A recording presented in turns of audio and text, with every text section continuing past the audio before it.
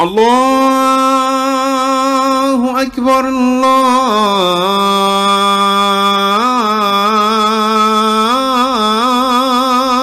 أكبر. أعوذ بالله من الشيطان الرجيم. بسم الله الرحمن الرحيم. الحمد لله حمدا كثيرا طيبا مباركا فيه، وأشهد أن لا إله إلا الله وحده لا شريك له، وأشهد أن محمدا عبده ورسوله المبعوث رحمة للعالمين صلى الله عليه وعلى آله وصحبه أجمعين. رب اشرح لي صدري ويسر لي أمري واحلل عقدة من لساني يفقهوا قولي. Assalamu alaikum wa rahmatullahi wa barakatuh. C'est toujours un plaisir d'être ici parmi vous, dans cette belle mosquée, dans ce centre qui n'arrête pas de grandir, alhamdulillah.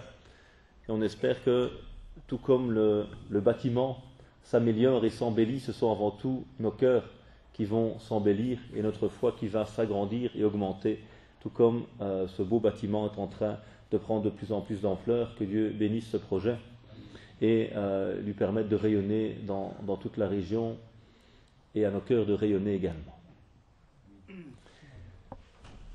Je vous propose aujourd'hui de méditer ensemble autour des noms divins et de la relation entre ceux-ci et le jeûne.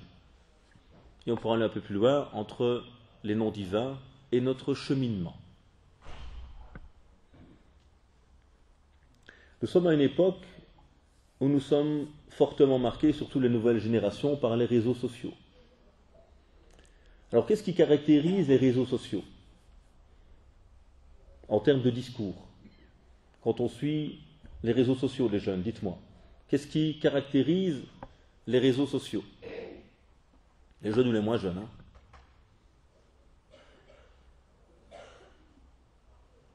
Ah, mashallah, les jeunes, vous n'avez pas sur les réseaux sociaux.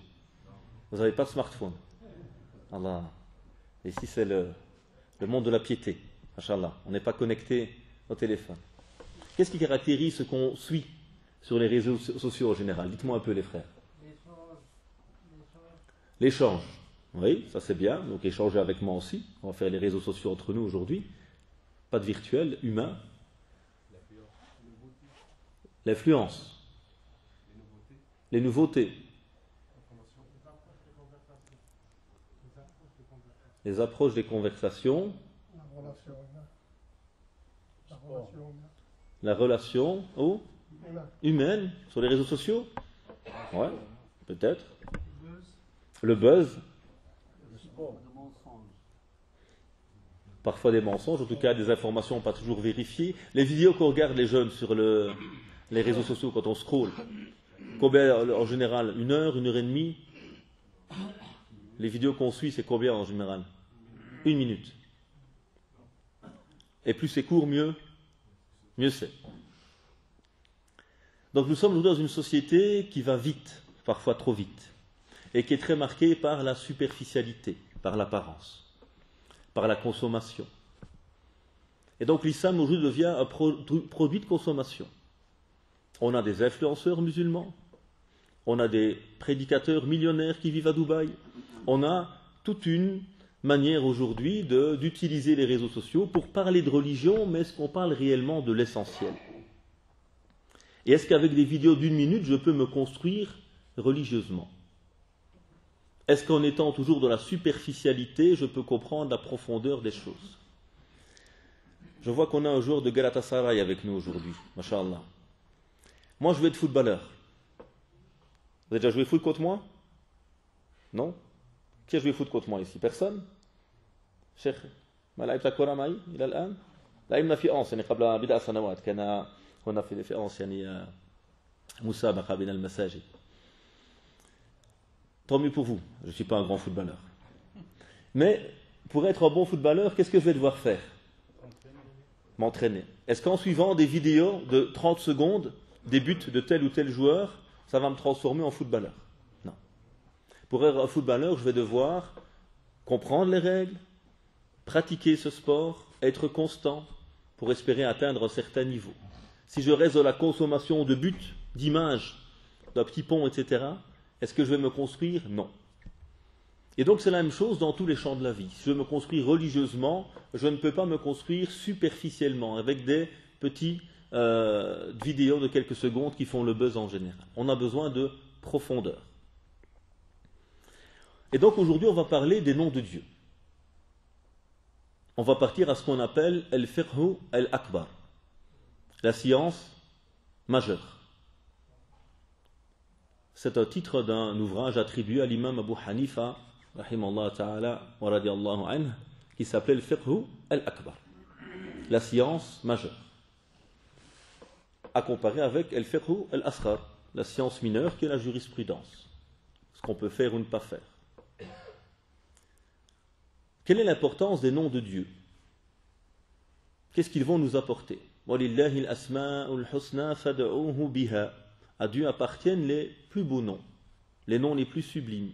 Alors invoquez-le par ceci.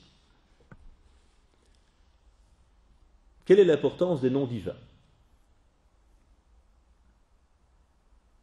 Je vous pose la question. Les noms divins, Asma'ullah, Al-Husna. Ça va nous permettre de mieux connaître Dieu. C'est les caractéristiques de Dieu. Les valeurs, se rapprocher de Dieu. Or, lorsque nous cheminons, c'est quoi le but? C'est quoi l'objectif de notre pratique de la religion? Qu'est-ce qu'on veut atteindre? La piété, le paradis, l'amour de Dieu. Tout le but, c'est Allah subhanahu wa ta'ala. قُلْ إِنَّ صَلَاتِي وَنُسُكِي وَمَحْيَايَ وَمَمَاتِي لِلَّهِ رَبِّ الْعَالَمِينَ. Dis ma prière, mes actes de dévotion, ma vie, ma mort, tout cela est pour Allah subhanahu wa ta'ala, Seigneur de l'univers. Donc ça c'est le grand objectif de notre vie, oui ou non? Pourtant, quand on regarde parfois les discours, ou quand on écoute les discours autour de nous, est-ce qu'on parle beaucoup d'Allah subhanahu wa ta'ala? Est-ce que très souvent on s'arrête, on va regarder des vidéos qui nous parlent de Dieu? Ou est-ce que c'est souvent des vidéos qui nous parlent de ce qu'on peut faire, ce qu'on ne peut pas faire? Souvent, les jeunes, on s'assied entre nous, on parle pendant 1 heure d'un nom divin. Par contre, on peut parler pendant 1h30 de la gélatine, halal haram, de questions très secondaires, mais quand tu parles de Dieu, parfois tu es perdu. Tu as très peu de choses à dire. Et c'est interpellant, parce que nous disons tous que Dieu, c'est le plus important dans notre vie. Or, si je vous demande de parler de Dieu pendant 10 minutes, un quart d'heure, la plupart d'entre nous peut-être ne saura pas dire grand-chose. Mais si je vous parle de musique, de la barbe, de la gélatine, ou d'autres choses, machallah, on peut parler pendant des heures autour de ces questions. Or, ces questions, elles ne valent pas grand-chose dans la balance de l'islam. Le plus important, c'est la connaissance d'Allah subhanahu wa ta'ala. Ça, c'est les grandes questions fondamentales. Et donc, le prophète nous dit même, alayhi salatu wa salam, a goûté la saveur de la foi. L'iman, elle a une saveur particulière. Qu'est-ce qui me permet de goûter la saveur de la foi? Man radiya billahi rabba, celui qui va agréer Dieu comme Seigneur, comme enseigneur, comme éducateur. Wa bil islami dina, et l'islam comme religion. Wa bi Muhammadin Rasoula, sallallahu alayhi wa sallam. Et Mohammed comme messager. Qui ne connaît pas les réponses à cette question? Est-ce qu'un d'entre vous ici n'a pas pris Dieu comme Seigneur? Tout le monde répondra si. Bala. Qui d'entre nous a pris l'islam comme religion? Tout le monde dira oui. Pour qui d'entre nous Mohammed sallallahu alayhi wa sallam est notre messager? Tout le monde répondra oui. Pourtant, est-ce qu'on goûte spécialement ta'am al-iman? Est-ce que nous avons spécialement goûté la saveur de la foi? Est-ce que la foi fait pétiller nos cœurs? Pourtant, c'est des réponses toutes simples. Parce qu'à nouveau, un des grands soucis d'aujourd'hui, c'est ce que j'appelle les évidences. C'est quoi une évidence?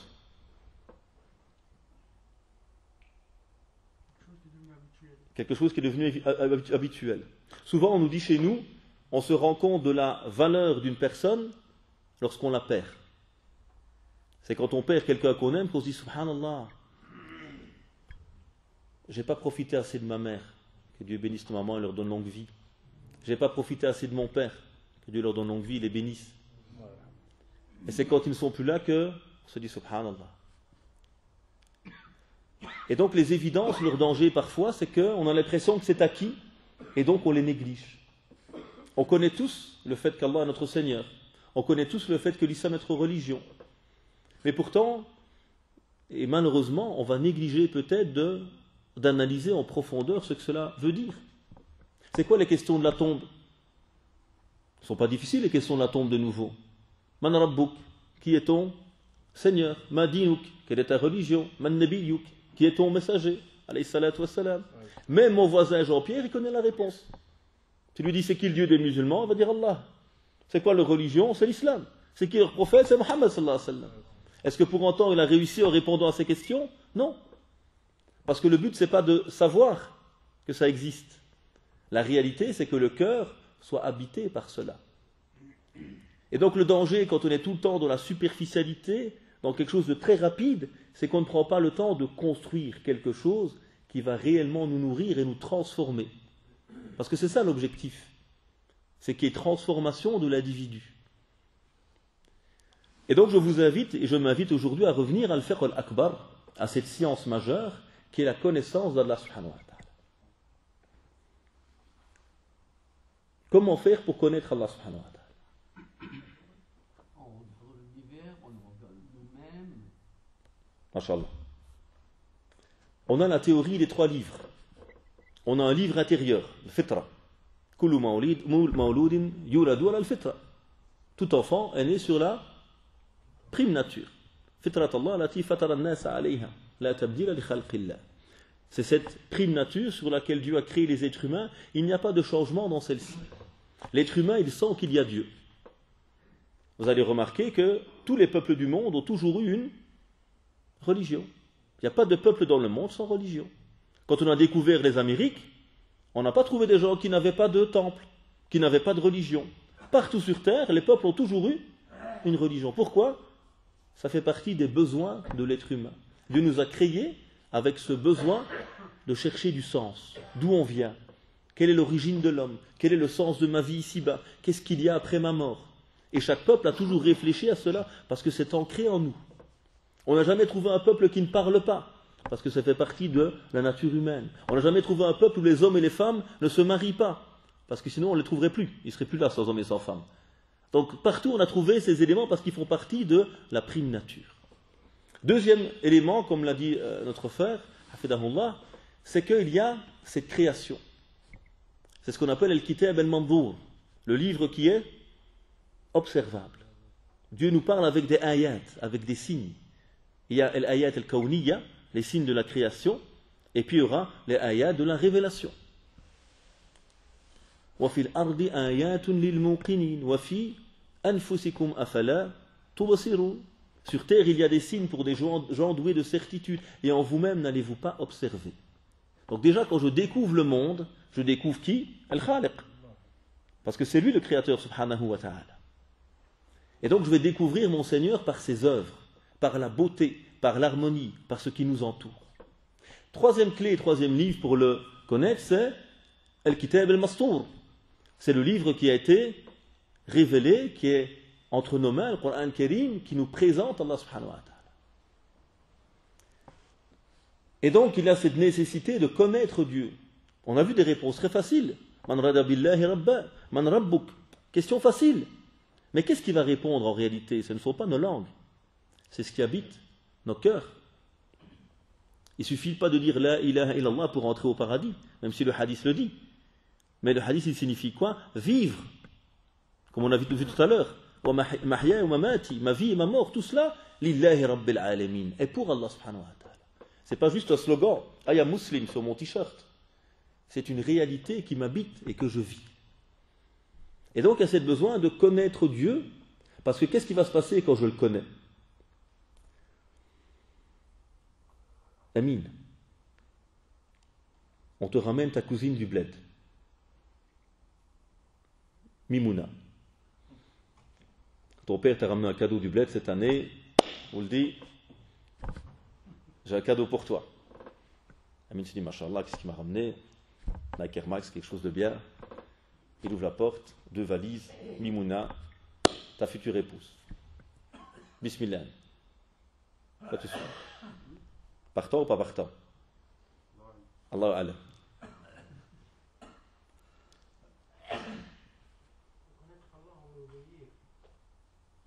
Ça c'est sûr. Donc ici, est-ce que si je le marie de force, Emile Miskin n'a pas le choix, on le marie de force? Est-ce qu'il aura une relation forte avec Mimouna? Non. Pourquoi? Il n'a pas appris à la connaître. Il faut d'abord connaître pour aimer. Une fois qu'on connaît, on aime. Une fois qu'on aime, qu'est-ce qui se passe? Pas de chance pour lui, Mimouna, elle est championne de MMA. Vous connaissez MMA? Le sport de... Voilà. Amine, dès qu'il a fait le malin le premier jour, elle lui a fait 3 prises. Depuis lors, quand elle dit « Amine, j'arrive !» il arrive direct en courant. Est-ce qu'il arrive parce qu'il l'aime ou est-ce qu'il arrive parce qu'il a peur de Mimouna? Il arrive parce qu'il a peur de Mimouna. Et donc quand il peut s'enfuir, qu'est-ce qu'il fait? Il s'enfuit parce qu'il a peur des prises de Mimouna, des casseroles de Mimouna. Par contre, si Amine a aimé Mimouna, qu'est-ce qui va se passer dans sa relation? Elle ne sera pas la même du tout. Aujourd'hui, on nous parle beaucoup du haram. Moi, je visite des écoles où on m'appelle à cause des problèmes qu'on a avec nos enfants musulmans. Et les profs me disent, monsieur, ils nous disent tout le temps haram. C'est le numéro 1 au top 50. Haram, haram, haram, haram, haram. C'est quoi ce haram, monsieur? Donc le mot number 1 chez certains de nos jeunes, c'est haram. Et donc c'est interpellant. C'est pas iman, foi, c'est pas akhlaq, comportement, c'est pas ihsan, bienfaisance. Et moi-même, j'ai été face à cette situation. On m'a vu dans une école à Verviers, où quasiment tous les élèves sont musulmans en primaire, 5e, 6e primaire. J'ai été choqué. La prof, c'est une école catholique, donc il n'y a pas de religion islamique, elle me dit, j'en peux plus. Je m'en sors plus avec mes élèves, je suis perdu, monsieur. Vous pouvez venir, s'il vous plaît. Et donc j'ai parlé 20 minutes, présenté un petit peu l'islam dans ses grandes valeurs, pour rappeler, et puis on est passé aux questions. 5e, 6e primaire. Pas une seule question sur Allah subhanahu wa ta'ala. Pas une seule question sur le prophète alayhi salatu wassalam. Pas une seule question sur l'akhlaq. Toutes les questions, c'est quoi? Djinn, Dajjal, haram, haram, haram. En primaire. Et là, tu te dis, subhanallah. Comment est-ce qu'on peut se construire si on ne connaît pas l'essentiel? Et donc là, il y a malheureusement aujourd'hui ce danger d'une éducation ou d'un discours inversé, qui a oublié les piliers et qui s'est occupé des détails. Alors il y a des détails, c'est normal. Sans le tapis, on ne serait pas heureux ici. Mais sans plafond, sans mur, le tapis ne sert à rien. Donc avant de penser au tapis, il faut d'abord les murs. Et avant même les murs de la mosquée, il faut penser à Cheikh. Parce que ce qui fait la beauté de la mosquée, c'est l'imam qui l'habite. Et donc si j'ai une mosquée sans imam, il y a un problème. Si j'ai une mosquée avec des beaux tapis mais sans plafond, sans mur, c'est un problème. Donc il faut s'occuper d'abord de l'essentiel, les fondamentaux. Et c'est ça les questions qu'on nous posera, qui sont simples, mais profondes. Notre souci à nous, même le converti. Quand nos frères convertis arrivent à la mosquée, qu'est-ce qu'on fait dans la plupart des mosquées malheureusement? On le ramène ici devant tout le monde. Yallah, bismillah, prends le micro, dis ta phrase en arabe, on lui fait 500 bisous, et puis, ma'as-salam. Au mieux, on le ramène dans les toilettes. Viens, on va te montrer comment faire les ablutions. Et on se demande pourquoi beaucoup de nos frères ou sœurs convertis, on ne les voit plus. On les voit une fois, puis ils disparaissent. Parce qu'à nouveau, on ne leur a pas donné les bases. On ne leur a pas donné l'essentiel. La shahada, le prophète, il a mis des années, alayhi salatu wassalam, pour l'ancrer dans le cœur des gens. Nous, on croit qu'il suffit de dire la phrase et c'est bon. Avec nos enfants, parfois aussi, on le fait. C'est pour ça qu'en primaire, tu trouves des gamins qui ne connaissent pas Allah subhanahu wa ta'ala. Si, ils savent que Dieu existe. Ils connaissent le prophète, ils savent créer sa vie. Mais ils vont te parler, déjà en primaire, de la gélatine, du haram, du bid'a, du je ne sais pas quoi. Mais ils ne connaissent pas Allah subhanahu wa ta'ala. Ils ne connaissent pas les messagers. Ils ne connaissent pas l'akhlaq. J'étais dans une autre école sur la cité de la province de Liège, où on m'a dit, on a 2 gangs qui font la terreur dans l'école. Alors moi, à mon époque, quand j'étais jeune, quand il y avait un gang, ou des jeunes qui faisaient Ouais, mais c'est des jeunes, un problème, pas de souci. Maintenant, ils me disent, ils ont des barbes, et les sœurs, elles ont des voiles. Donc il y a un groupe de filles, des sœurs voilées, c'est les gangsters de l'école. On est arrivé où? Et une même chose pour les frères. Et ils me disent, le prof de religion, c'est un kafir. Religion islamique, hein? Parce qu'ils ne pensent pas comme nous on sait tout. Donc on a besoin de se rendre compte que pour bien se construire, il faut revenir aux fondamentaux. Et qu'on ne peut pas s'éduquer avec Internet. Et surtout avec les réseaux sociaux. Et pas avec des vidéos de 30 secondes. Et là je m'adresse aussi bien aux jeunes qu'à nos parents. Parce que sinon on n'est pas conscient des travers, on va se retrouver avec une génération qui peut te crier Allahu Akbar, mais qui n'est pas capable de faire Allahu Akbar à la mosquée. Qui crie Allahu Akbar quand il jette une chaise sur le prof. Qui ne sait même plus c'est quoi un imam, c'est quoi une mosquée. Donc on a besoin réellement de travail en profondeur. Bref, tout ça c'est une introduction sur l'importance de revenir à l'essentiel.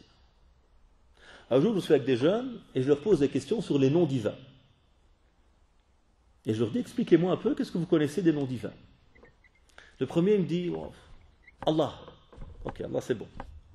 Deuxième, Al-Malik. Troisième, qu'est-ce qu'il m'a dit? Allah, Al-Malik. من أين نحن؟ من المغرب. Allah, Al-Malik. Al-Watan. J'ai un jeune qui m'a dit Al-Watan. Parmi les noms de Dieu, il y a Al-Watan. Et donc, j'étais sidéré de voir que, subhanallah, les mêmes jeunes qui peuvent parler pendant 3 heures de musique, haram, tac, tac, tac, tac, tu leur dis passe-moi un peu de Dieu. Je ne sais pas. Il y a quand même quelque chose de troublant. C'est-à-dire que l'essentiel, celui pour qui on fait tout, on ne le connaît pas, mais on peut parler pendant 3 heures de halal, haram, bouger ton doigt ou pas bouger ton doigt dans la prière, ça on peut discuter pendant des heures. Je n'ai pas dit que tout ça n'existe pas. Mais tout ça est bien secondaire à côté de l'essentiel qui est la connaissance du Dieu. Donc Allah subhanahu wa ta'ala va se présenter à nous à travers des noms. Et ces noms, ils vont nous permettre de mieux connaître Allah subhanahu wa ta'ala. Et comme tout à l'heure avec Mimouna, si j'ai peur de Mimouna, est-ce que j'ai une bonne relation avec elle? Non. J'ai juste peur. Et ça c'est le problème quand il n'y a plus de tarbiya d'éducation. C'est pour ça qu'aujourd'hui on a beaucoup de haram autour de nous. Beaucoup de gens qui parlent de haram tout le temps, parce qu'on n'éduque plus. Dans la société, il y a 2 solutions. Soit je vous convainc de faire une chose, et vous le faites de vous-même. Soit vous ne voulez pas, qu'est-ce que je fais? Je mets des radars, et je ramène des policiers. La force. Donc l'islam, c'est la même chose. Soit on va donner envie aux jeunes et à notre communauté d'aimer Allah subhanahu wa ta'ala, et donc là on n'a plus peur de Mimouna parce qu'elle fait la MMA. On aime Mimouna. Enfin, tu l'aimes, pas moi. C'est ta femme. Et qu'est-ce que tu es prêt à faire? Plein de choses pour elle. Pourquoi? Parce que dans ton cœur, elle est importante. Et tu as toujours peur, mais tu as peur de quoi? Qu'elle se détourne de toi, qu'elle ne t'aime plus, de la décevoir. Donc il y a toujours une peur, bien sûr. Mais on ne construit pas une éducation sur la peur. On construit une éducation sur la connaissance et l'amour. Et à côté de cela, il y a une peur saine. Pourquoi on multiplie le haram? Parce qu'il n'y a plus d'éducation. Et quand il n'y a pas d'éducation profonde, on ne garde les gens avec soi qu'en leur faisant peur. Faisons un test. Imaginons que la prière est plus obligatoire. Soyons honnêtes. Est-ce qu'il y aura encore beaucoup de gens dans les mosquées? Parce que beaucoup d'entre nous, parfois, on vient parce qu'on dit tu ne pries pas, tu iras en enfer. Tu ne pries pas, tu n'es plus un vrai musulman. On prie parce qu'on a peur. On ne prie pas spécialement parce qu'on a envie. Parce qu'on a connu Dieu. Et donc, il y a ce besoin de connaître Allah subhanahu wa ta'ala. Donc, revenons un peu à quelques-uns de ces noms, aux noms divins. Et on va faire le lien entre ces noms, le jeûne et notre pratique de l'islam. Quel est le nom le plus important concernant Dieu?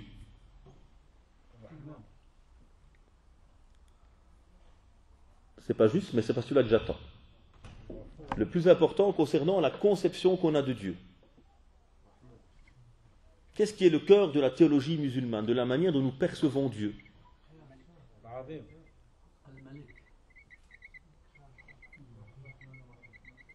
Al-Ahad, l'unique. Le cœur de la théologie en islam, c'est le tawhid. C'est l'élément le plus important dans la connaissance d'Allah subhanahu wa ta'ala. Il est l'unique, l'absolu, le parfait. Laysa kamislihi shay. Totalement différent de sa création, dans l'absolu, et nous sommes dans le relatif. Dans la perfection, nous sommes dans l'imperfection. Donc Dieu est l'unique. Ça veut dire qu'il est l'unique maître, c'est lui qui possède tout. Je ne me possède pas. En islam, je ne suis pas ma propre possession. J'utilise le corps que Dieu m'a donné. La terre ne m'appartient pas. C'est lui le malik, c'est lui le possesseur, le roi. Moi, je ne suis que celui qui utilise. C'est l'unique à être adoré. Je n'adore qu'Allah subhanahu wa ta'ala, je n'adore pas mes passions, mes instincts. C'est l'unique juge, c'est lui qui jugera qui va au paradis ou en enfer. Nous n'avons pas cette prérogative. Il doit être l'unique dans mon cœur. Et ceux qui sont habités par la foi aiment Dieu plus que tout. Est-ce que c'est réellement le cas dans nos cœurs? Il y a là les jeunes. Demain, à Gla, sur la grande place, à 4 heures du matin, iPhone 14 à 5 euros. Qu'est-ce qui va se passer demain sur la place? La guerre. Et même pas demain, hein. Déjà ce soir. Tout le monde est là, il a planté sa tente, il est prêt. Pourquoi est-ce qu'il y a cet engouement? Pourquoi cet engouement? Pourquoi est-ce que les gens vont courir pour ce téléphone? Parce qu'il vaut de l'argent. Moi je vous le vends à 5, il l'aime. Donc quand on aime une chose, qu'est-ce qui se passe? Oui, on la veut. On fait des sacrifices pour elle. Il y a le Maroc qui arrive en finale. Moi, j'ai eu des frères à Verviers qui sont partis au Qatar. Quand le Maroc a été en demi-finale, le gars, il a pris congé, il a pris un billet d'avion par le Danemark pour aller jusqu'au Qatar voir le Maroc. Je vais un peu vous ennuyer, c'est pas grave. Pour une fois que le Maroc va loin, on en profite évidemment. Hein. Mais voilà, qui d'entre nous est prêt à prendre congé un week-end, à mettre 500 euros sur la table pour aller aider nos frères qui meurent de faim en Somalie? On va mettre 20 euros, 50 euros, pas de souci. Mais qui va mettre 500 euros, 1000 euros sur la table pour partir un week-end sauver des gens? Pourtant, aux yeux de Dieu, est-ce que ce n'est pas immense de sauver une vie? Mais, est-ce qu'on fera tout ça pour Allah subhanahu wa ta'ala, mais pour un match de foot, machallah, on est prêt. Donc ça nous montre que, est-ce que nos cœurs sont réellement dans un amour de Dieu profond? Je ne sais pas. Moi, je consomme de l'islam. Je regarde tous les jours 500 rappels. Ok, c'est bien de voir tes rappels, et puis, c'est quoi le but d'un rappel? Oui, de le pratiquer. Les rappels, c'est des pubs. Et une pub, elle donne envie. D'accord? C'est des teasers. Quand tu vois le teaser, il donne envie de voir le film. Mais nous, le problème, c'est qu'on voit des rappels, et qu'est-ce qui se passe? On passe de rappel à rappel. Donc j'ai vu 25 rappels sur la journée, mais qu'est-ce que j'ai fait? Rien. Donc l'idée du rappel, c'est de donner envie pour agir, pour transformer, pour traduire cela dans mon comportement. Donc l'importance d'une connaissance profonde qui va partir de la connaissance de Dieu. Donc Dieu, il est Al-Ahad. Et ça se traduit dans le premier pilier de l'islam, Al-Shahada. La ilaha illallah, Muhammadun Rasulullah. En quoi le jeûne, on va revenir au jeûne maintenant, traduit La ilaha illallah Muhammadun Rasulullah. Sallallahu alayhi wa sallam. En quoi le jeûne traduit? Vous avez 5 piliers de l'islam. Le premier, c'est Shahada. Les 4 autres, ils traduisent Shahada. Parce que ce n'est pas juste une parole. Moi, je joue foot. C'est bien, mais montre-le-moi. Va sur le terrain. Entraîne-toi. C'est ça qui fait de nous le vrai footballeur. Pas j'ai acheté la tenue Barcelone. Et je fais quoi? Je regarde des matchs devant ma télé. Non. C'est en agissant, en œuvrant. Allez, qui me trouve la réponse? La shahada, il y a 3 composantes. La ilaha illallah Muhammadun Rasulullah.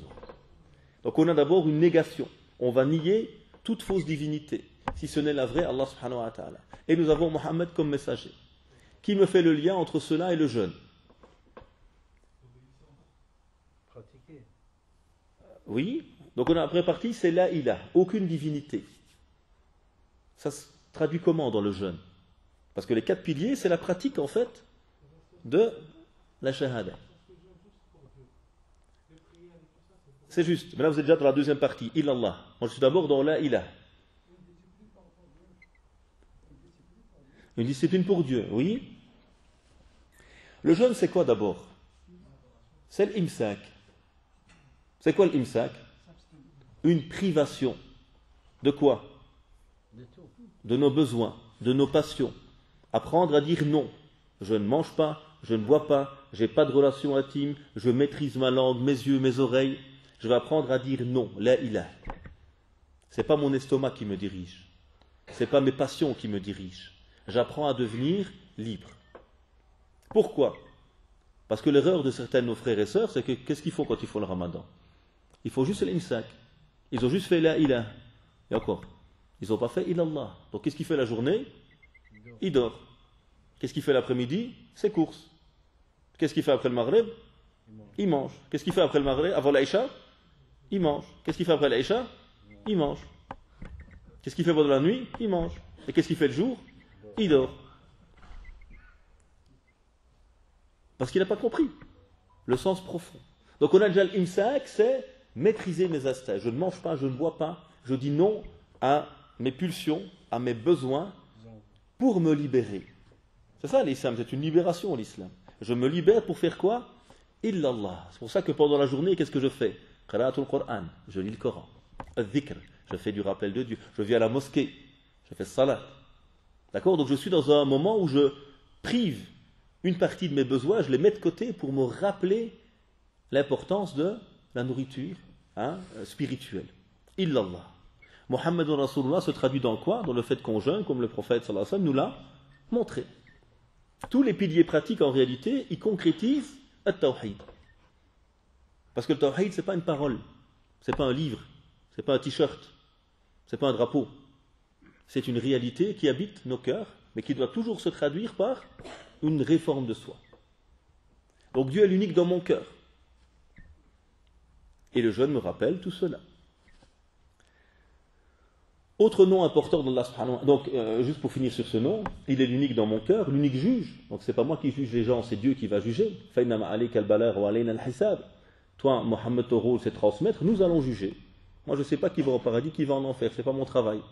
Mon travail, c'est d'essayer, moi, d'y aller et d'apporter le bien aux gens et de le transmettre. Dieu, c'est l'unique législateur. Seul Dieu établit la religion. Nos ulama, ils interprètent la religion. Mais ils n'inventent pas des nouveaux principes. On se base sur les principes, soit directement, soit indirectement, pour faire l'ijtihad, pour proposer une lecture adaptée de l'islam. Mais on ne va pas dire l'alcool est halal. Pourquoi? Les savants l'ont dit.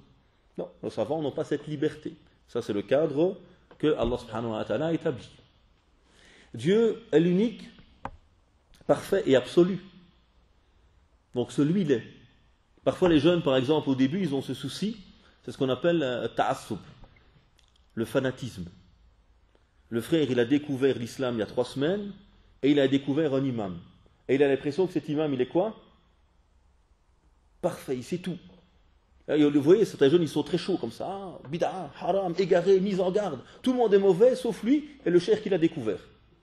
Comme si son cheikh, c'était un prophète. Ou Dieu. Est-ce qu'il y a un savant parfait? Non, puisque ce sont des humains. Il n'y a qu'Allah subhanahu wa ta'ala. Et donc, nos savants, on les respecte, on les aime, ils sont nécessaires parce que c'est des spécialistes, mais ils n'ont pas la vérité absolue. Et personne d'entre eux n'a dit qu'il avait la vérité absolue. Seul Dieu est l'absolu, l'unique dans mon cœur. Donc il faut le connaître, l'aimer, pour atteindre ce niveau. Autre nom d'Allah subhanahu wa ta'ala, il est Al-Khaliq, le créateur. Qu'est-ce que ça veut dire qu'il est le créateur? Ne me dites pas qu'il nous a créés, ça on le sait. Il a tout créé. Qu'est-ce que ça implique? Mais l'important c'est de revenir à quel est le sens profond. Pourquoi Dieu nous a dit qu'il était le Khaliq? Qu'est-ce qu'il veut nous dire par là? C'est le seul qui crée. Il n'a pas été créé, lui, évidemment. Alors on va revenir maintenant sur comment Dieu nous a créés. Est-ce que Dieu nous a créés parfaits? Qui d'entre vous est parfait ici? Qui lève la main? Personne. Donc, Dieu nous a créés imparfaits. Même si c'est taqwim, dans la plus belle des formes, mais on reste des êtres humains limités. Est-ce que Dieu attend de nous la perfection? Kul ibn Adam khata. Tout fils d'Adam va faire des erreurs. Donc il n'attend pas de nous qu'on soit parfait. Qu'est-ce qu'il attend de nous? Qu'on fasse de notre mieux. Fattakhullah mastata'tum. Craignez Dieu du mieux que vous le pouvez. C'est tout ce qu'on vous demande. Parce que plus que ça, c'est pas possible. Fais de ton mieux. Donc ça me rappelle dans mon cheminement que Dieu n'attend pas de moi la perfection. Parfois, quand on débute dans l'islam, on a envie de tout faire, de tout savoir. Mais c'est pas possible, Dieu n'a pas créé comme ça. Et Dieu t'a créé par étapes. Et Dieu nous a créé avec un corps et une âme. Donc l'islam, ce n'est pas que le corps, mais ce n'est pas que l'âme non plus. On ne va pas dire, pour être un bon musulman, on ne te marie pas, vis dans un monastère, et non. Parce que c'est plus ton humanité à ce moment-là. C'est plus l'équilibre qui est attendu de toi. Dieu nous a créés avec des besoins. Qui nous a donné envie de manger et besoin de manger? Allah subhanahu wa ta'ala. Qui nous a donné l'envie d'avoir des relations intimes avec nos épouses? Allah subhanahu wa ta'ala. Et pendant le ramadan, il vient nous les interdire. Pourquoi est-ce qu'il nous interdit ça? Pour notre bien, pour taqwa, pour que nous ne soyons pas prisonniers de nos besoins. Parce que le propre de l'être humain, c'est qu'il a été créé libre et responsable. Un animal, qu'est-ce qu'il fait? Qu'est-ce qui dirige l'animal? Ses instincts. Le chien, quand il veut trouver une chienne, est-ce qu'il va se marier? Il vient sonner chez son père, ding dong, il vient avec des fleurs, etc. Il ramène ce qu'il faut, du sucre. Et ah, bismillah, je veux me marier avec ta fille. Là. Le chien, il suit ses instincts. Et quand il a fait ce qu'il voulait, qu'est-ce qu'il fait? Bye bye. Et puis il va chez un psychologue chien. Je me sens mal, j'ai abandonné ma femme et mes enfants. Non. Pourquoi? Il est créé comme ça. L'homme, la différence, c'est quoi qui dirige l'homme? Sa raison, sa conscience. C'est pour ça que Dieu qui nous a donné le besoin de manger, d'avoir des relations, nous dit attention, je t'apprends aussi à les maîtriser, ces besoins, car tu n'en es pas l'esclave. La ilaha, aucune divinité, ce n'est pas les instincts, ce n'est pas les passions. Illallah, si ce n'est moi. Ne deviens pas prisonnier de ce que je t'ai donné pour ton bien, parce que c'est moi qui t'ai donné ça. Parce que si tu deviens idolâtre de tes instincts, de tes besoins, de l'argent ou autre, au lieu de t'élever, grâce à Dieu, tu vas te rabaisser en adorant ce que j'ai créé pour toi. Donc Dieu m'a créé comme ça. Est-ce que je peux me transformer en un jour? Allah subhanahu wa ta'ala, lui qui peut dire kun fayakun, soit et la chose est, pourtant quand il a créé le monde, il l'a fait fi sittati ayyam, en 6 journées, en 6 moments, pour nous montrer qu'il y a une gradation. L'homme n'a pas été créé directement. Il y a la terre, il y a l'eau, l'argile, on crée ce corps, on met dedans ruh, l'esprit. Donc l'être humain a besoin de temps pour grandir. C'est comme ça que Dieu m'a créé. Je ne peux pas, moi, le jeune, quand je commence l'islam, directement être super musulman. Et si je vais être super musulman, qu'est-ce qui va m'arriver? Je vais être trop dur avec moi. Cette religion est facile. Et personne n'est trop dur dans la religion sans qu'elle l'écrase, elle va le battre. Parce qu'il s'est lui-même surchargé. Donc, tout vient étape par étape parce que Dieu nous a créés comme cela. Et si je veux tout faire en une fois, qu'est-ce qui va se passer? Je vais m'effondrer. Moi, je ne fais pas de sport. Je vais suivre mon frère ici qui est champion du monde de marathon. Lui, machallah, il peut vous faire Verviers ou Liège, Bruxelles en 2 heures sans s'arrêter. Moi, je suis capable de faire la mosquée jusqu'au parking et je suis essoufflé. Un peu mieux que ça en réalité, mais bon, c'est pour mon histoire. Et donc, qu'est-ce que je fais? J'essaie de le suivre. Première fois que je fais le sport, j'ai acheté une tenue et tout, je suis habillé comme un vrai sportif. Bismillah, je suis mon frère. Qu'est-ce qui va m'arriver? Il court avec moi, ça va? Ouais, ça va. Au bout de 10 minutes, il regarde, il ne me voit plus. Où est-ce que je suis? Quelque part, dans un fossé, on appelle l'ambulance. Et qu'est-ce que je vais dire? Le sport, c'est horrible. J'ai mal partout, j'ai fini à l'hôpital. Tu m'as arnaqué, mon frère. Tu m'as présenté le sport comme étant quelque chose de bon, et moi j'ai fini à l'hôpital. Est-ce que c'est la faute du sport? Non. J'ai voulu aller trop vite. J'ai dépassé mes limites, et mon frère n'a pas eu la sagesse de me dire, doucement, toi tu es débutant. L'islam, c'est la même chose. Je ne peux pas du jour au lendemain passer de rien à tout. Et si je veux passer de rien à tout, je risque de m'effondrer. Donc Dieu nous a créés, et il faut se rappeler comment nous sommes, notre création. Il y a une âme, il y a un corps. Il y a des étapes. Il y a besoin de comprendre tout cela. Et donc quand je comprends mieux qui est cet être humain, je comprends mieux le jeûne. Le jeûne vient me dire, tu as une enveloppe. Qui te l'a donné? Qui a donné ce corps à l'être humain? C'est Dieu. Mais l'enveloppe, c'est le but ou c'est le moyen? Notre corps, c'est le but ou c'est le moyen? C'est le moyen et c'est l'outil. Donc n'en fais pas ton maître. Ramadan vient te dire, stop. Toi qui manges trop, toi qui bois trop, arrête. Rappelle-toi que c'est un outil. Parce que ce qui est vraiment nécessaire pour toi, c'est l'âme, le cœur. Et tu vas revenir pendant ce mois à la nourriture de ce cœur. Donc Dieu nous a créés. Et c'est pour ça que même dans le jeûne, lorsque ça devient trop dur, celui d'entre vous qui est en voyage ou qui est malade, il pourra compenser par des jours après. Parce que quand le jeûne devient trop dur, il n'est plus adapté à l'humain. Et ce n'est pas le but de m'envoyer à l'hôpital. Le but c'est de me réformer. Ainsi allez-vous atteindre la piété. Et pas de m'envoyer à l'hôpital. Ce n'est pas ça l'objectif du jeûne. Allah subhanahu wa ta'ala, parmi ses noms, il est Ar-Rahman, comme vous l'avez dit. Le tout miséricordieux, le très miséricordieux. Et ça c'est le nom le plus important dans la relation à Dieu. Al-Ahad, c'est le nom le plus important dans la perception qu'on a de Dieu. Qui est Allah subhanahu wa ta'ala? Al-Ahad, Al-Tawhid, c'est la base. Mais dans la relation entre moi et Dieu, le plus important c'est Ar-Rahman. Wa kataba rabbukum ala nafsihi ar-rahma. Dieu a choisi que ce serait Ar-Rahma, la miséricorde entre nous et lui. Il aurait pu choisir autre chose. Il a débuté chaque sourate par quoi? Bismillah al-Aziz al-Jabbar? Non. Bismillah ar-Rahman ar-Rahim. Il aurait pu dire Bismillah ar-Rahman al-Malik. Mais il a choisi deux fois d'insister sur Ar-Rahma. Et c'est ce qui fait dire à nos maîtres que Al-Fatiha résume Al-Qur'an et que Al-Basmala résume Al-Fatiha. Al-Basmala, c'est le résumé d'un message. Ce message, si on doit mettre un slogan, Bismillah ar-Rahman ar-Rahim. Au nom de Dieu, il est là par Dieu, pour Dieu, et il reflète Ar-Rahman, la miséricorde absolue d'Allah subhanahu wa ta'ala. Donc il est miséricordieux. Donc est-ce qu'il veut que nous souffrions pendant le jeûne? Nos amis non musulmans parfois disent « c'est quoi ce truc-là? C'est dur votre religion. Comment vous faites pour ne pas manger et pas boire? Est-ce que le mois de Ramadan c'est un châtiment? Qui est puni pendant le Ramadan? C'est une punition pour nous le Ramadan? Est-ce qu'on n'aime pas ce mois? Est-ce que c'est pas un mois où nous trouvons... Alors il y a une difficulté évidemment, bien sûr, mais c'est un mois où nous sommes particuliers. On se sent différent. On sent qu'on a une force qu'on n'a pas durant toute l'année. Donc est-ce qu'Allah subhanahu wa ta'ala il a établi le jeûne pour nous faire souffrir? Non, parce que tout l'islam c'est Rahma. Tu n'es envoyé que comme une miséricorde pour le monde. Donc l'islam est une Rahma, le jeûne c'est une Rahma. Pourquoi? Parce qu'il vient libérer l'être humain. Parce qu'il vient éduquer l'être humain.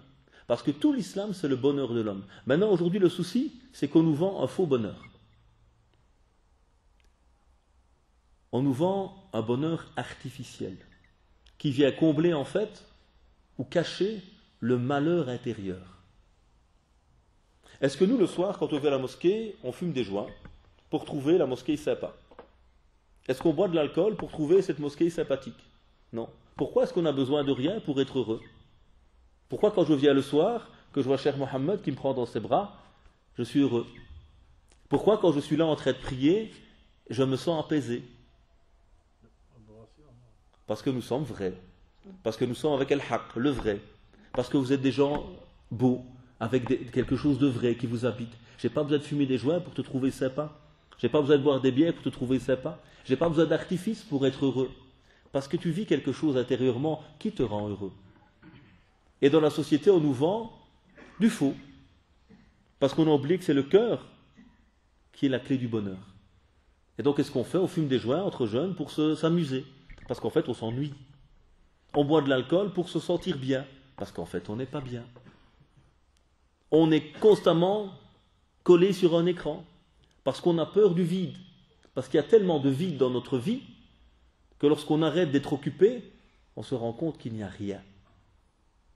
Pendant le Covid, j'ai beaucoup de gens qui m'ont appelé, même des non-musulmans me disaient « Monsieur, c'est horrible. Quand je ne travaille plus, je me suis rendu compte que dans ma vie, il y a rien. Walou.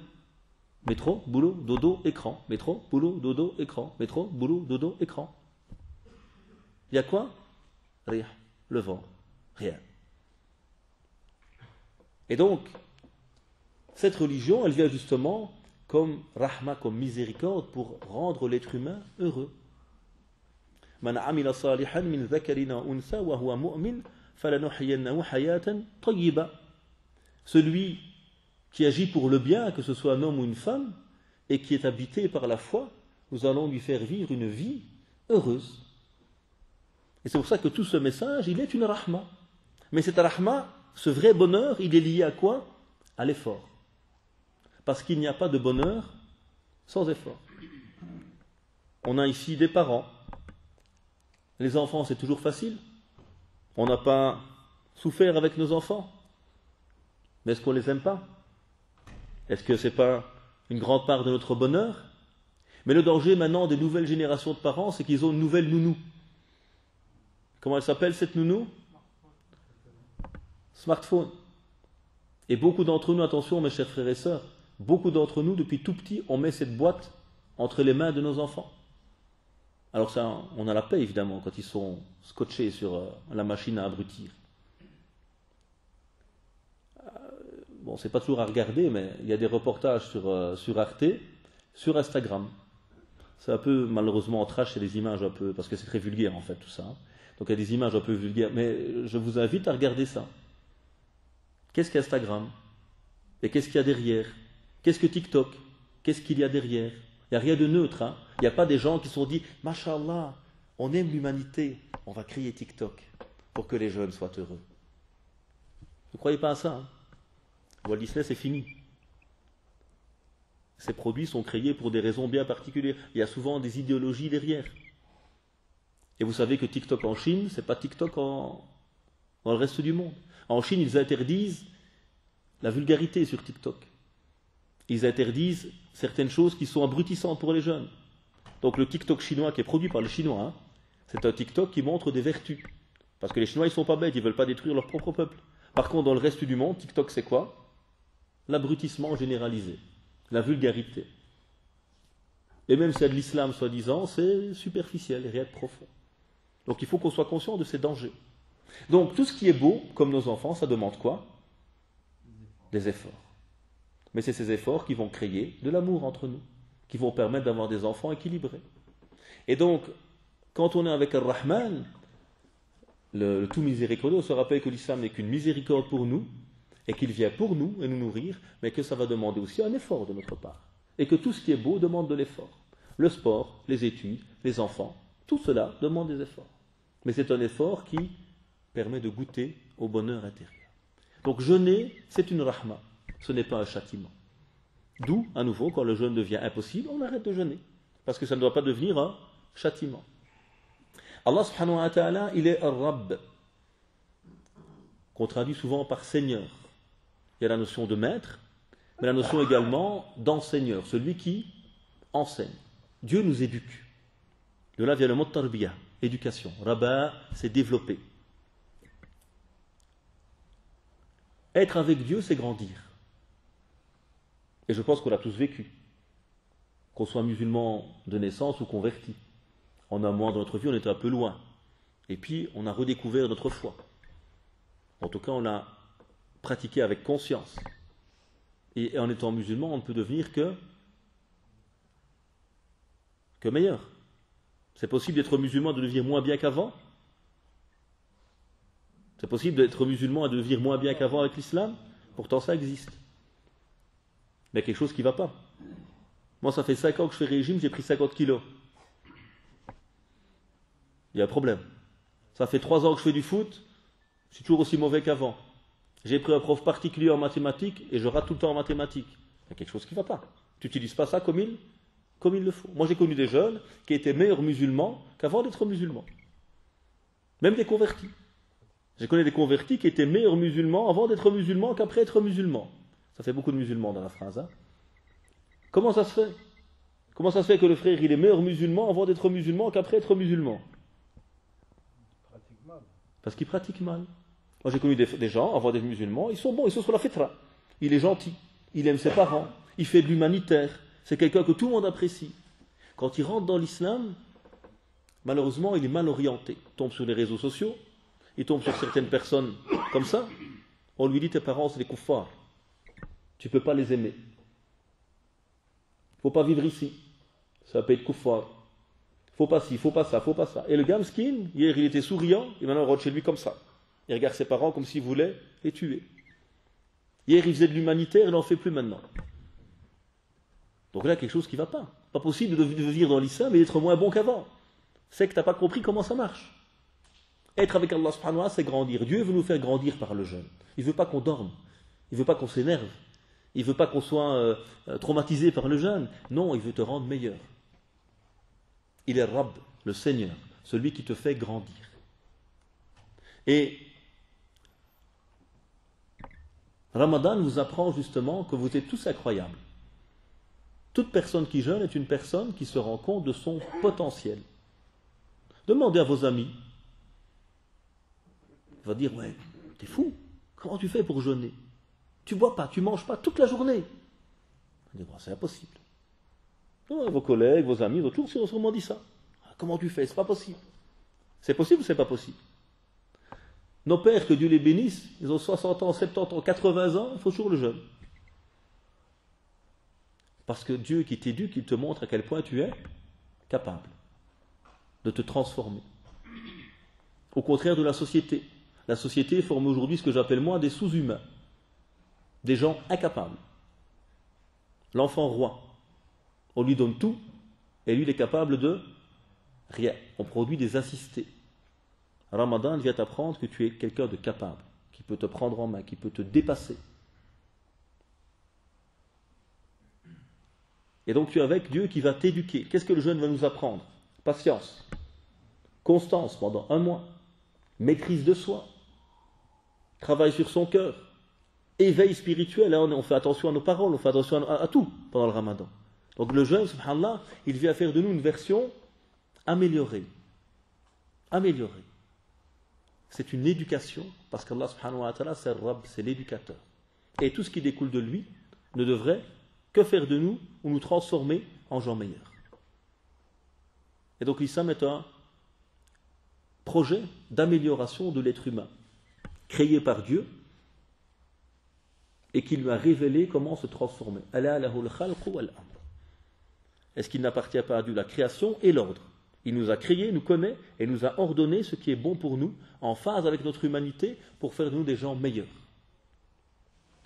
Allah subhanahu wa ta'ala, il est Al-Hakim, le sage. À nouveau, qu'est-ce que ça veut dire qu'il est le sage? Et il a qualifié son livre de Kitab al-Hakim. C'est un livre sage. Et le prophète, il est venu enseigner Yu'allimuhum al-Kitab wal-Hikma. Le livre est là, sagesse. Et Allah, il est le Hakim, le sage. Qu'est-ce que ça veut dire? Qu'est-ce qui découle de cela? Que tout ce que Dieu fait est marqué par une sagesse. La précision, diqqa, la perfection. Que tout ce que Dieu nous demande de faire est marqué par quoi? La sagesse. Est-ce qu'il peut y avoir dans l'islam des normes absurdes, des choses inutiles? Est-ce que dans la création de Dieu, il y a des choses inutiles? Non. Parfois, je ne les comprends pas. Moi, entre nous, je ne sais pas pourquoi il y a des moustiques. Ils m'ennuient en été. Mais Dieu les a créés pour une raison. Et si tu vas demander à un spécialiste, il te dira... Voilà, bien sûr, ils ont le rôle. Mais je ne le connais pas.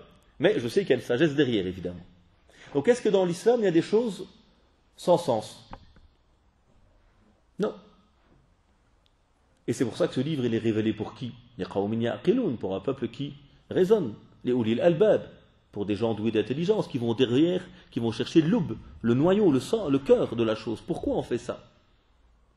Yatafakkaroun, ils réfléchissent. Yatadabbaroun, afala yatadabbaroun, est-ce qu'ils ne méditent pas? On ne nous demande pas juste de prendre et d'appliquer. Oui, il y a sem wa ta'a, on écoute, on obéit, mais on doit comprendre. Et c'est là qu'on va goûter à l'islam. Qui est Dieu? Je dois comprendre qui est Dieu avec ce que je peux en connaître avec mes petites capacités humaines. Pourquoi je jeûne? À quoi sert le jeûne? Certains de nos frères, ils ne savent pas. C'est ce que j'appelle le ramadan de la montre. comme on a dit tout à l'heure. Il fait qu'une chose, il compte. Combien d'heures? Ok, je vais encore un peu dormir. Je vais faire les courses. J'attends de manger. Toute sa journée, il sait compter. Ah, plus que 10 jours. Ah, plus que 9 jours. Alors que nous, on dit, oh, il y a déjà 11 jours ou 12 jours de passé. Subhanallah, ça va trop vite. Mais celui qui n'a pas compris dit vivement que ce soit fini. Parce qu'il n'a pas compris le sens qu'il y a derrière. Et si on veut goûter à l'adoration, on a besoin de se reposer des questions. Et ça, c'est le souci aussi du net. Parce que le net, l'islam des réseaux sociaux ne pousse pas à réfléchir. C'est tout le temps, c'est trop rapide et on n'a pas de temps. On ne te demande pas de réfléchir d'ailleurs, on joue sur les émotions. Et c'est très dangereux. Parce que l'être humain, il a besoin de deux choses pour cheminer. Le cœur, qui est le siège de l'émotion, mais également la raison, al-basir. Il a besoin de clairvoyance. Parce que l'amour rend aveugle.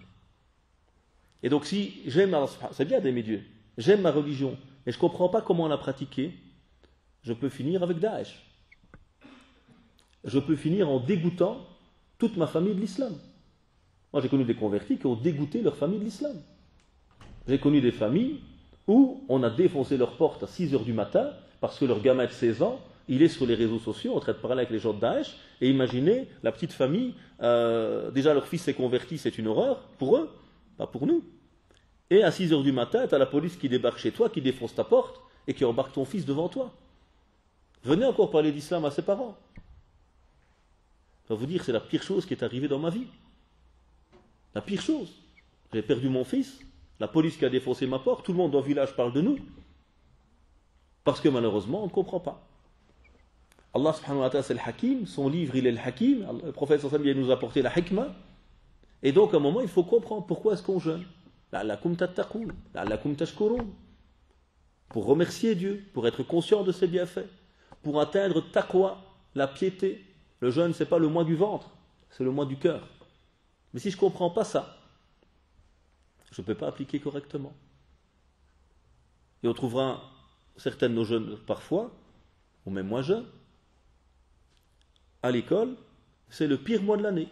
Moi j'ai des profs qui m'ont déjà dit, Ramadan, un de mes anciens professeurs venait de Tunisie, Mskin, et il me disait, première année où je suis arrivé en Belgique, il est devenu prof de religion.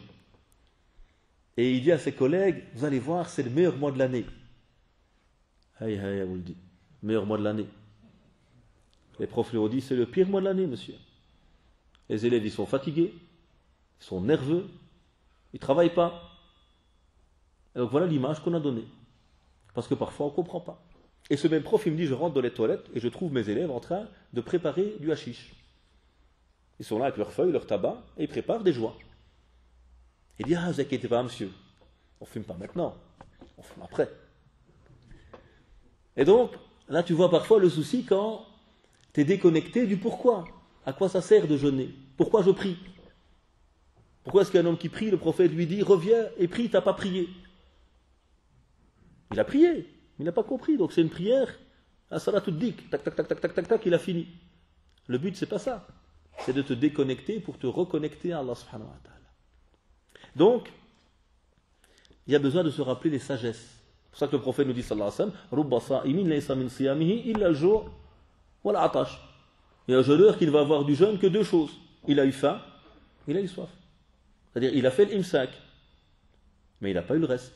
Pourquoi? Il n'a pas compris c'est quoi le but. Ou il n'était pas sincère.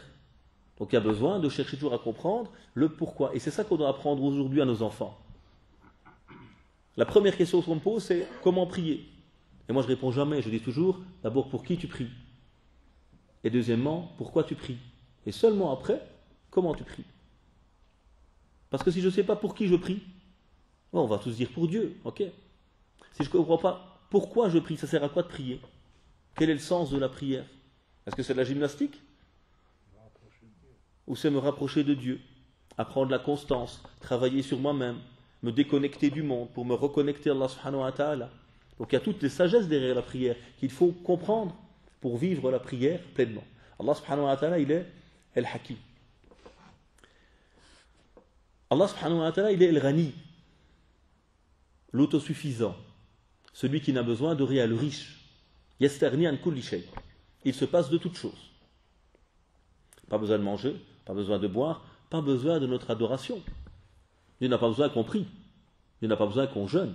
Il n'a besoin de rien, Allah subhanahu wa ta'ala. Il nous a demandé de le faire parce qu'il nous aime, parce qu'il est Rahman, parce qu'il est Hakim, parce qu'il est notre Khaliq, il est notre créateur, il sait qu'on a besoin de nous éduquer. Et qu'il veut nous apporter le bien, Rahman, à travers ses actions. Parce qu'il y a une sagesse, une hikmah, pour permettre à l'être humain de s'émanciper, de se libérer, de vivre heureux et bien. Mais il n'a pas besoin de nos prières, ni de notre jeûne. On le fait pour lui parce qu'on l'aime. Mais elles sont là pour nous en réalité. Et donc Allah subhanahu wa ta'ala n'a pas besoin de nos actions. Mais il fait tout cela parce qu'il nous aime. Et nous devons, nous, apprendre à travers le jeûne aussi, à nous passer justement des choses. Vous voyez, dans le jeûne, on a un moment où on s'approche d'une forme de dépassement de soi. Je ne mange pas, je ne bois pas, donc je n'ai plus besoin de tout cela. Pendant un moment, évidemment.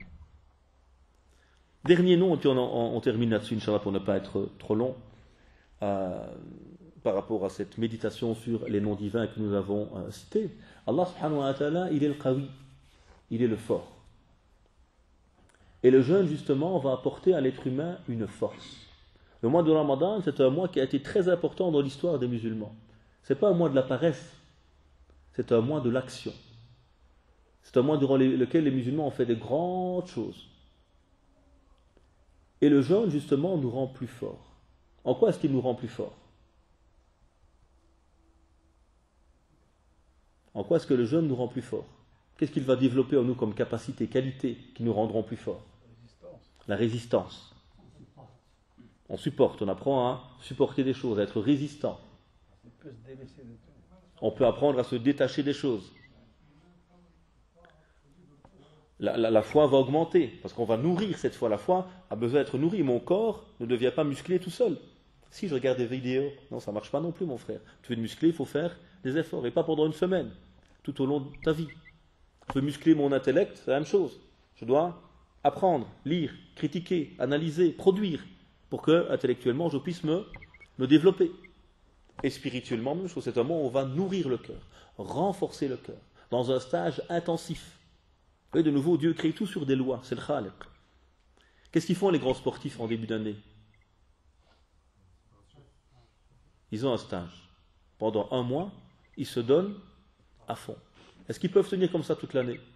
Non. Mais le but, c'est monter le niveau pour leur permettre de tenir toute l'année.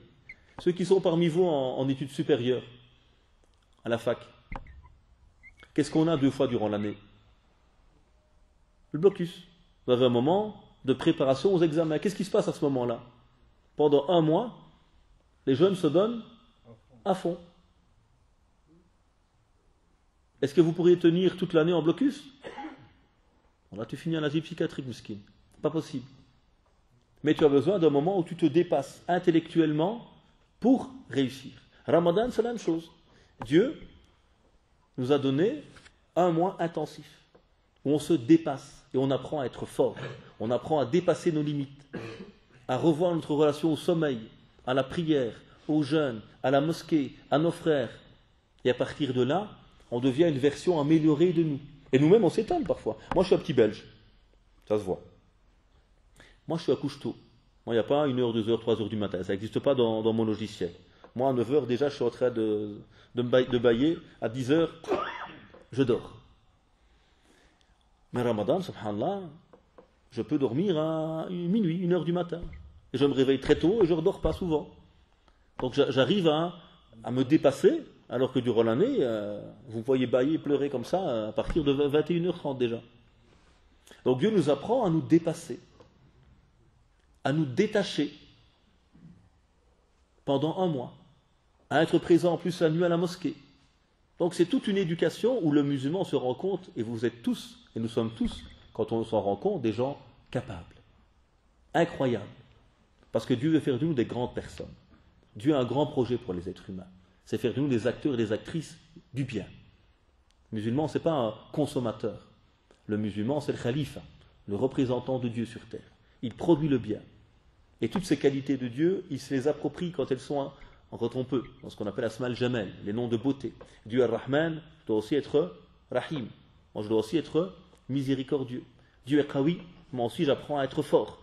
Par la force de Dieu, j'apprends à me dépasser, à me réformer, à me transformer durant ce mois. Et dernier nom et en clôture, c'est le Kérim. Allah subhanahu wa ta'ala, il est le Kérim. Et son livre également, il est Kérim.